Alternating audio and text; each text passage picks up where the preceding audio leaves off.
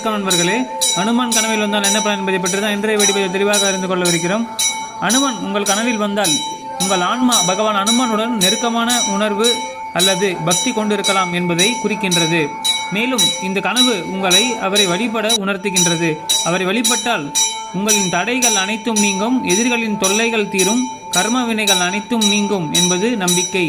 மேலும் கோவிலில் நீங்கள் அனுமன் சிலையை கனவில் கண்டால் உங்களது ஆசைகள் அனைத்தும் நிறைவேறும். கனவில் அனுமன் சிலையை நீங்கள் கண்டால் வாழ்க்கையில் வெற்றி, அமைதி மற்றும் செழிப்பு இருக்கும் என்ற அர்த்தம். வாழ்க்கை இலக்குகளில் நீங்கள் இன்னும் தீவிரமாக கவனம் செலுத்த வேண்டும் என்பதையும் இது குறிக்கின்றது. தியான நிலையில் நீங்கள் தியானம் செய்யும் அனுமன் சிலையை கனவில் கண்டால் ஆன்மீக உலகில் நீங்கள் சேருவதற்கான ஒரு அழைப்பாகும்.